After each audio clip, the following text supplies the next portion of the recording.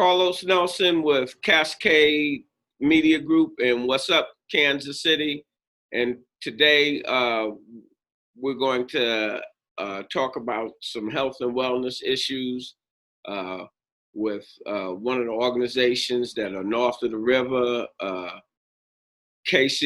Northland Strong. And we have, who do we have here?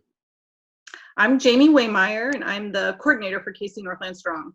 Hey, Jamie, tell our audience a little bit about, first of all, about yourself, and then transition into tell our audience about your organization.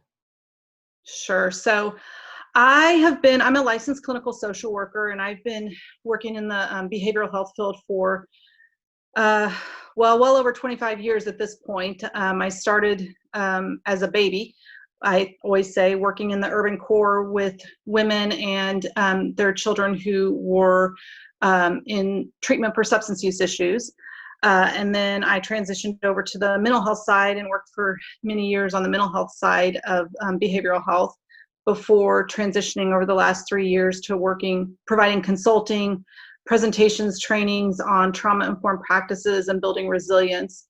And as a part of that, I live in the Northland, and I'm really passionate about building communities that are strong and resilient. And so a group of us gathered a year ago for a one-day conference with folks from the entire KC metro area, and then the organizations that were from Clay, Platte, and Ray, we agreed to continue to meet after that conference. And so we've been meeting for over the last year, a variety of organizations, community members, and businesses in the Northland to really talk about how we can help our community to be resilient and to really talk about and think about disparities and how to take care of all of our community members. What is the main mission of your organization? Really, our main mission is to build a trauma-informed, resilient community, Right. a community that takes care of all of their residents. Off camera, that phrase, trauma-informed, we talked about that. Explain to my audience, what is that all about?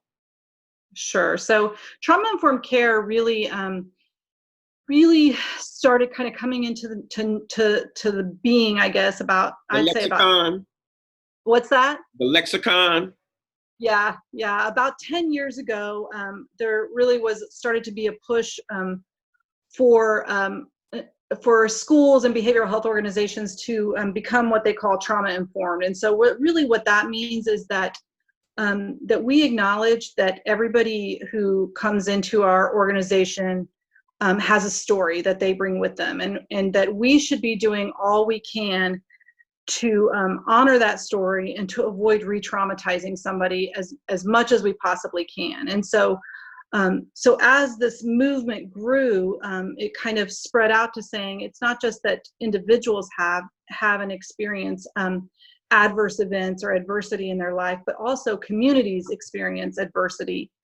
And there's ways. Some examples. We getting ready to get on the real fast track now. Yeah, sure. So examples of individual adversity would be things like abuse. This is brought to you by the Location 1 Building, 1734 East 63rd Street. When you invest in your community, you're really just investing in yourself.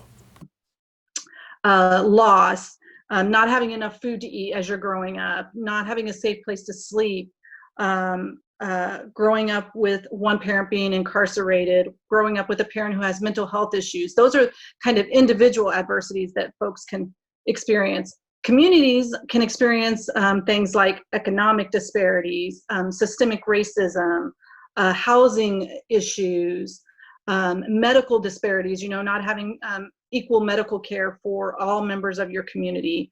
Those are kind of the things that are in the soil, if you will, of a community that determines how resilient they will be. As we talked off camera, and you use soil, and I said I use systemic. Yeah. Can you talk about a little bit how systemic racism has affected the mental part of our psyche as a community, as a nation, and how do you feel about that? Has that been a healthy effect, or what kind of effect do you think racism has? Well, I don't think it's a healthy Overall, effect. you know, people think that racism just affects people of color to a degree, but from my perspective, from a mental health standpoint, it has to affect the people that are applying it. Yeah, so I think, it's really interesting, Carlos, what's happened over the last several months since George Floyd was murdered is I think it's forced people outside of their comfort zone where, like you're saying, it affects, you can definitely say racism affects African-American communities, but the reality is it affects us all, and we're all a part of that system. And we've had to really, I think a lot of us have had to really examine our own personal beliefs and have been maybe disappointed in ourselves, right? And maybe, and not just disappointed, but also felt really powerless. That's the feeling that's come over me a lot, is like, I need to listen more. I need to figure out where my spot is in advocacy, because, and I'm a social worker. This is what I, have spent my career looking at as disparities and things like that, but I haven't done enough. I be feeling the world's going to, old phrase, going to hell in a handbasket. Yes. And I'm so despondent, but at the same time, my nature is not to give up. That we're on a runaway train, and it seemed like we can't pull the brakes, no matter what we're doing. If we put 1 million people in the streets, these people just keep going in the same direction. And I know it has to be damaging the world health from a mental standpoint, with the nuclear arms, all the strife, the economics, and this and that. Talk about how you think that is affecting, or how from some of the organizations you deal with, that's affecting our kids. Yeah, 100%. I feel like it's hard. I'm somebody who believes that we have to have hope. Like, without hope, there's nothing, right? And so I think that over the last 6 months, really, I think since COVID-19 and these this new way of living, this isolation that we've experienced, I feel like things started then, and that there's impact on our kids that we don't even know yet, because of how we've had to change the way that we interact with folks. And then you add the strife that's happened around social justice issues, that for many kids, they've never really seen it that way. This is a whole new experience for them. And I think it's confusing. It's confusing if you're not having the conversations, or if you don't know how to have those conversations. And so I certainly feel like we're in a perfect storm right now for kids to really be struggling with anxiety, with depression, with just some and fear. Just growing up being a regular teenager is hard enough. Yeah, exactly. Being insecure and going into puberty and all of that the other different things. But how I'm looking at fighting the dragon with the tiny toothpick is, like, you have your show, connected conversations. Conversations. This internet can be the equalizer and mobilizer for the world and our community that where we could not really stop that train the way we were out in the streets, but the new norm, more people are having to learn how to use a Zoom, because the workplace is changing and all of that. Talk a little bit about that. What kind of stress is that putting on the average person? Especially, let's talk about what that's doing for the minority community, because they're not even in those type of jobs where they're front line. Talk about that a little bit.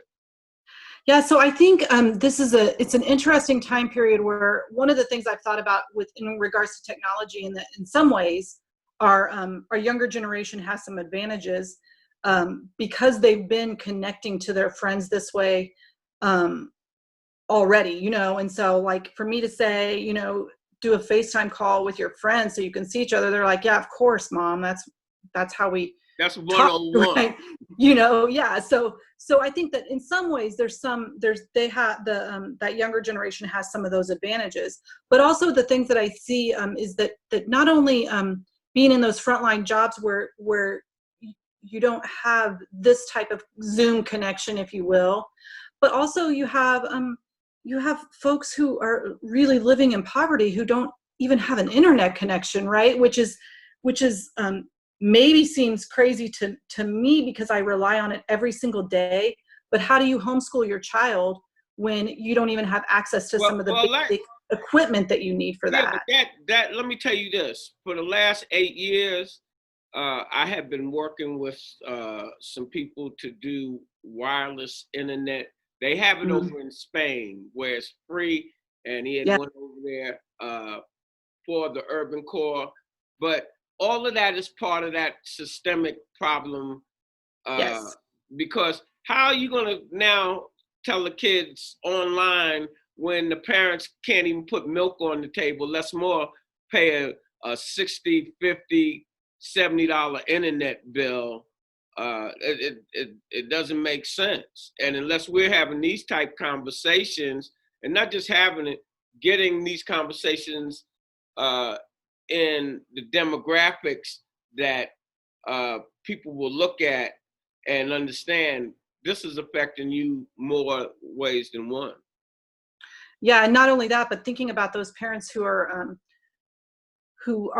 they have to go into their job to make money to feed their family, and also kids are not going into classrooms, or they're doing part-time school and part-time at home. And so how do you do that?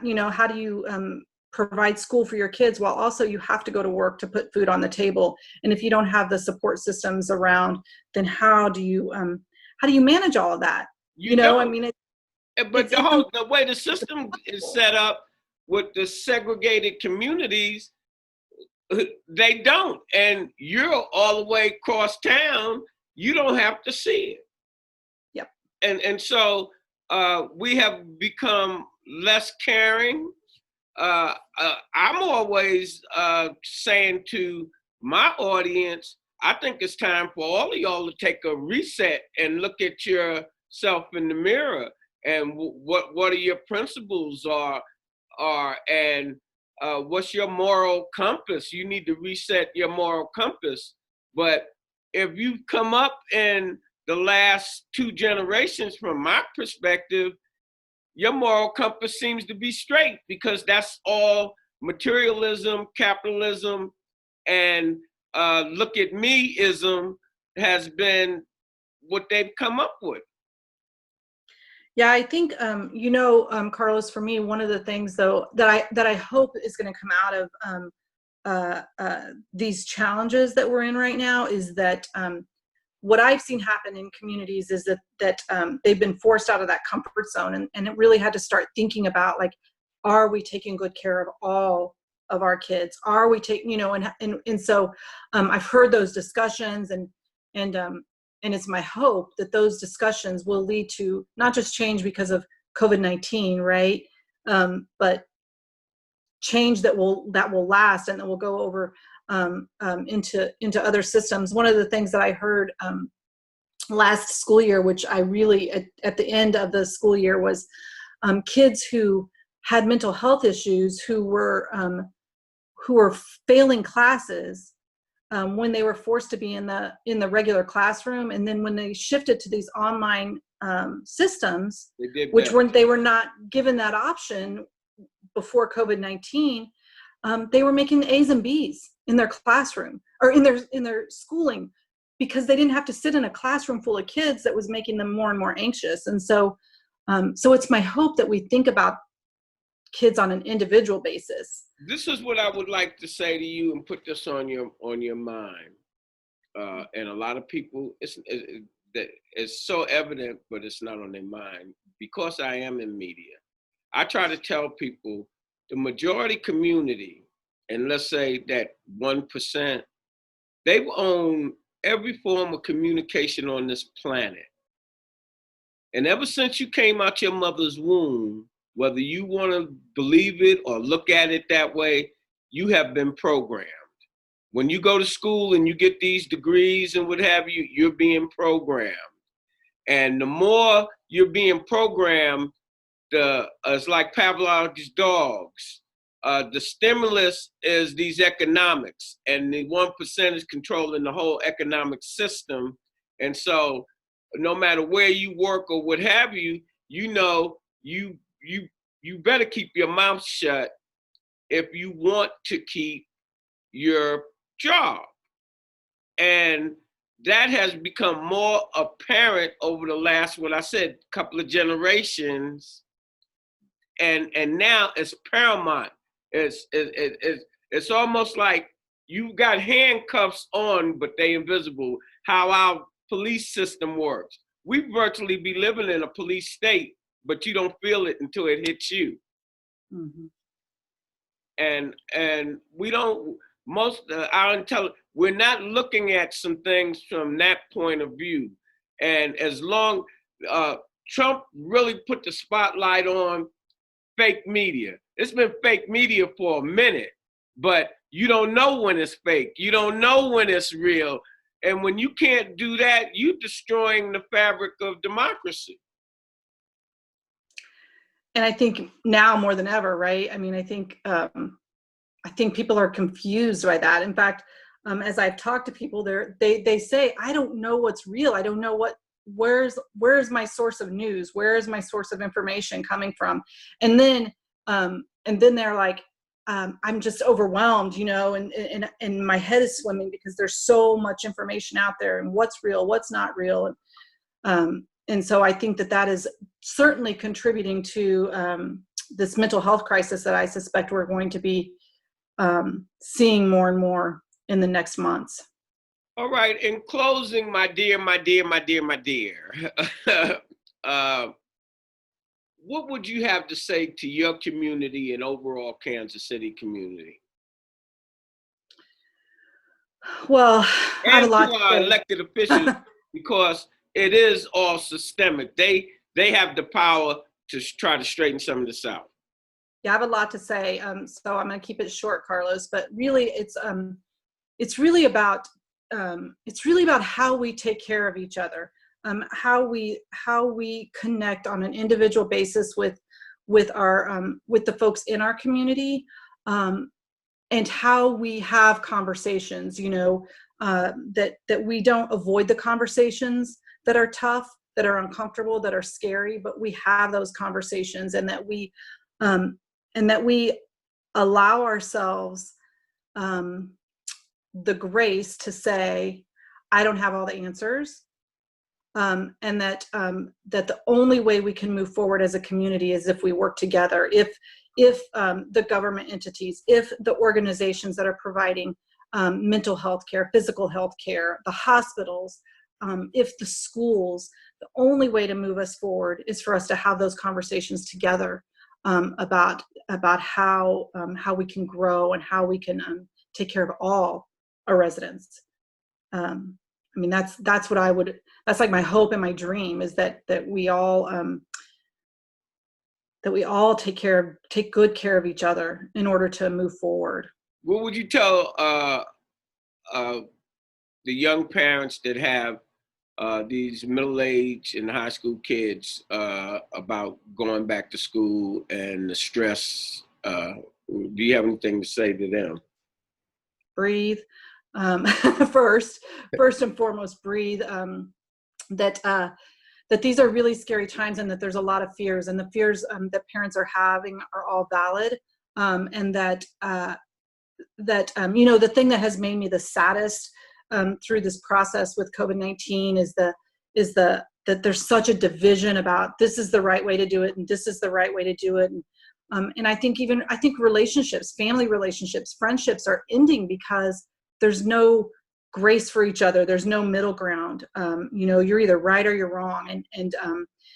And as kids go back to school, I think we're going to see that more and more as well, that there's going to be this division. And so what I would say to those parents is, one, educate yourself as best you can. And that each person has to make the decision that's best for their family and for their own mental wellness. Find like-minded people that you can have conversations with, and ask for support when you need it. We as parents sometimes forget to take care of ourselves because we're so busy taking care of the people around us. But the only way we're going to make it through this is if we connect with other people and we find that support system. And so I would just highly encourage you to find your people and to connect with them as you go through this process. And connection looks different right now, right? So how can they connect with you? So you can reach us, one, on our Facebook page, KC Northland Strong. You can follow us on Facebook, and you'll be able to participate in our connected conversations that are Wednesday evenings on a variety of topics. Some of them are on COVID-19, some of them are on systemic racism, some of them are on just self-care. So I would suggest that you follow us on KC Northland Strong. That's one way.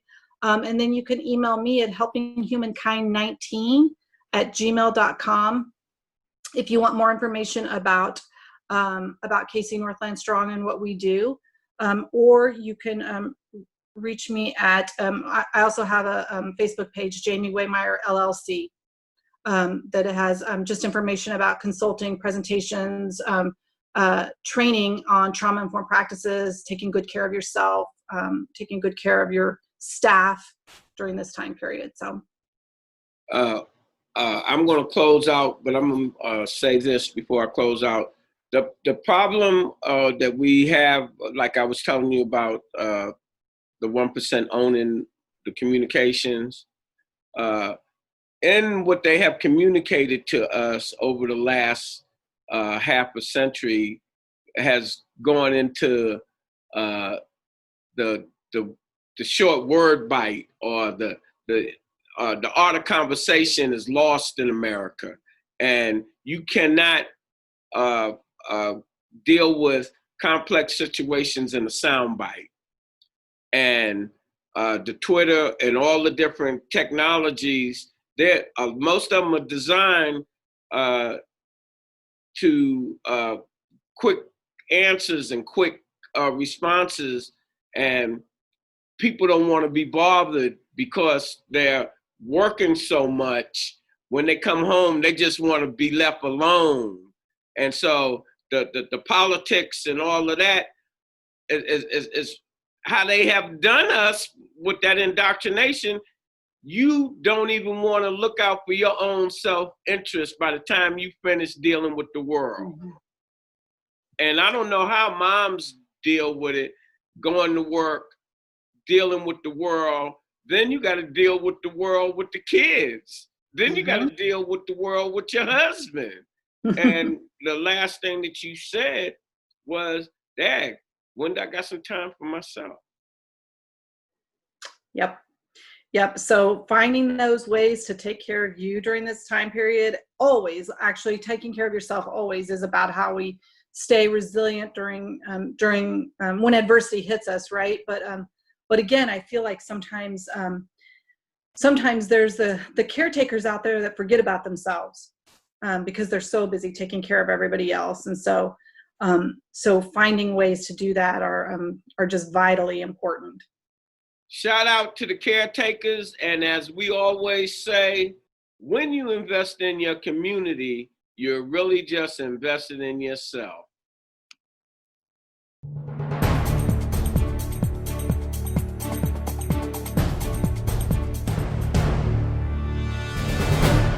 This program was brought to you by DeCapo's Cookies. Support your local bakers.